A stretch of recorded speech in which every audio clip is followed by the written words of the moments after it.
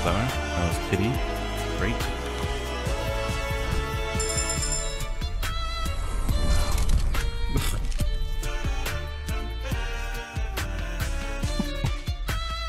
No comment.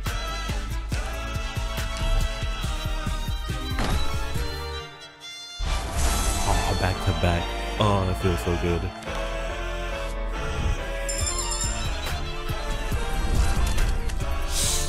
Let's go. Let's go. There are many reasons you might pull for a specific operator. Maybe you like their design, or how strong and useful their skills are. But maybe if you're like me and you happen to have a 4-year streak of not missing a single limited operator, and you kind of feel a bit obligated to keep getting them until one day you probably fail, but not this time, I'll tell you that much. And you know, usually after getting a new operator, I kind of want to get a general idea of what their personality is.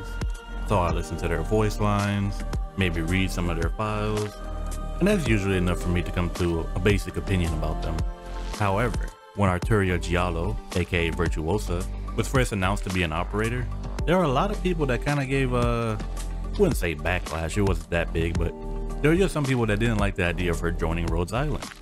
Now at that point I hadn't read any of the stories that involved Virtuosa, so it made me a bit curious as to why some people found her a bit controversial, especially since there's already been a decent amount of questionable characters that have already joined before her. My curiosity got the better of me, so I decided to read and learn more about Virtuosa.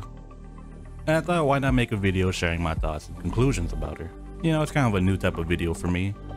I don't know exactly how to label it. It's not as in-depth as a character analysis, I would say, and it's definitely not breaking down every part of every story I'm going to read. But after going through all these stories, I guess I just want to share my opinion at the most. So if you like it, great. If you don't, hope you like the thumbnail. I think it came out pretty good. Now, a little disclaimer before I start. I read through the stories once, and some things in this video would be based off of my interpretations of what I read. So if you have a different interpretation, or believe I missed something or got something wrong, then by all means leave a comment, you know, it's all fine. I just ask if you're gonna actually me. Just be nice about it, you know? And also don't be rude to anyone else in the comments. You know, this is just fun, casual talk. It's not meant to be super serious. With that out of the way, let's get into it. One of, if not the most important thing to know about Virtuosa is her arts and how they work. Before I started reading, I had a rough understanding that her arts involved using other people's emotions and playing music on her cello, and that's about as much as I knew. The side stories give you bits of information of how her arts work. However, the best and most direct explanation of her arts is within Virtuosa's operator files. So let me read that to you now. Virtuosa's arts can stir people's innermost and most significant memories, which then arouse some given state of mind, thus forming emotions. However, she cannot, by her own will, alter the memories awakened in people when they hear her music, nor can she show them or put them through emotions or experiences that never existed. She cannot make the sad laugh heartily, nor turn the despots merciful. The great power exhibited by her arts is a resonance between music and a person's awakened ego. As of making this video, Virtuosa has appeared in 3 side stories and has a different level of involvement in each one. So going in chronological order, Lingering Echoes is where Virtuosa makes her first appearance. But she really isn't involved in anything that happens, and is basically kind of just like a highlighted background character. She's mentioned a handful of times and appears in like maybe 2-3 scenes. The only real information I got from this story in terms of Virtuosa was that she was Arknights' master and taught him how to play cello.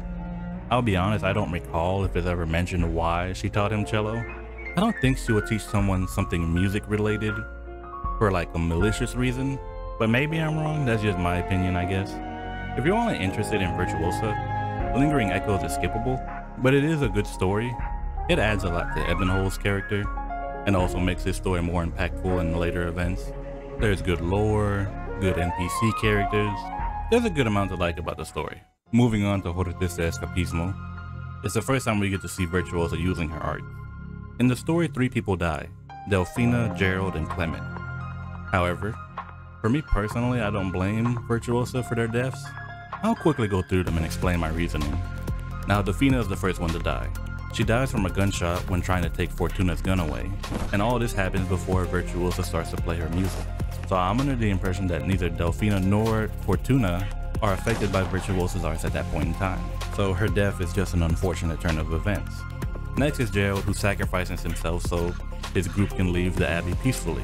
You may disagree with me on this one, but I put most of the blame onto Oren, and maybe that's just me being biased because I didn't really like him. But you know, he's there trying to capture the sarcasm, and to me it just escalates the situation when it wasn't called for at all. I don't know, I think if Oren's not there, things might have turned out differently for Gerald, but that's just my opinion. Lastly is Clement. He planned to destroy the Abbey but is stopped by Executor and kills himself when Executor won't. This one's simple to me.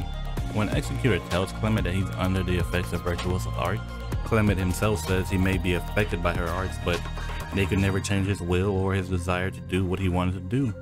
There is one more important character to mention, which is the Abbot. The Abbot planned to poison all the followers in the Abbey, or at least a majority of them, but at the end he doesn't follow through with it, which is important because I think it gives credibility to Virtuosa's claims that her arts don't force or manipulate people into doing things. While they might bring to light someone's true desires or awakened ego, whether or not that individual acts on those feelings is still their choice. I enjoyed this story a lot, mainly because I found a new appreciation for Executor. He just had a lot of good moments in this story, and if I remember correctly, he's the only one that's keenly aware of when Virtuosa uses her arts. When it comes to Virtuosa, if you read this story when it first released, I can understand why someone would have, or still has, negative opinions about her. In the story, she kind of comes off like a behind-the-scenes puppet master, trying to feed off of people's despair and hopelessness.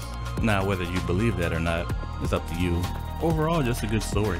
I enjoyed most of the characters, well, except for Oren, so it was a good read. I'd recommend it.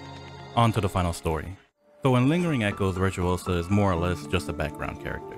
In Hortus de Escapismo, while she is involved, she's more of a passive onlooker waiting for events to unfold. But in Zwillingsturme Eimers, she is one of the main characters while also acting as an antagonist in the first half of the story. And it being an anniversary side story, there's a lot that happens, but I'm just gonna go over a few things. Firstly, the dialogue exchanges between Virtuosa and Executor are probably some of my favorite parts in the story. I just really like their interactions and how they go back and forth with each other. They almost have like a Batman and Joker dynamic. Not exactly, obviously, but it's the closest comparison I can think of. One thing that Executor says during the story that really stuck with me was, he believes Virtuosa is also a victim of her own arts. And my mind goes to when it's revealed that when she was younger, her mother committed suicide after listening to her music. Losing a parent at a young age can be difficult to process, but if you could feel their emotions before they did it, or even feel responsible that you caused it, I don't doubt that it would stick with a person for a very long time, if not the rest of their life. Executor's statement could also mean that because she focuses so much on other people's emotions, her own have gone undeveloped or ignored to a certain degree, and without the emotions of others, she's just an empty shell, which she realizes after she speaks with the Witch King. The last thing I want to mention from the story is that Virtuosa has a moment where she basically saves the day and helps everyone. But she doesn't really do it out of kindness or wanting to be heroic. It's more about trying to find her emotions and believing that if she wants her ideal world to one day be a reality, she needs to be able to express herself and those emotions to others. So it's a very big moment for her. And that wraps up all the stuff that happened in the stories with Virtuosa, or at least the stuff that I wanted to cover. So in conclusion, what do I think about Virtuosa? Well, I definitely don't view her as some evil, sociopathic war criminal. But she obviously isn't an innocent angel either, right? She willingly puts herself in these situations and selfishly doesn't really care about the morality of her actions. She does some bad with no malicious intent, and she does some good with no benevolent intent. Moral ambiguity aside, she still comes off as like a charming and likable person. And I'm glad I took the time to learn more about her. And after reading her operator records, I'm sure we'll see more of her in the future. I like her a lot more than I thought I would, which is a surprise because when I first saw the banner, I actually considered skipping it. I didn't know anything about Virtuosa, and I wasn't interested in Viviana, but in the end, I decided to go for her, and I'm glad I did. Like I said in the beginning, this is a new type of video for me, so let me know what you think in the comments, or you just share anything you want about Virtuosa in the comments.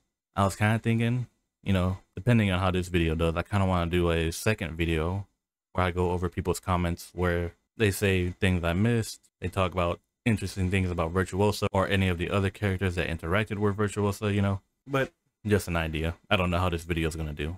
But either way, hope you enjoyed. Thanks for watching and be safe. Bye-bye.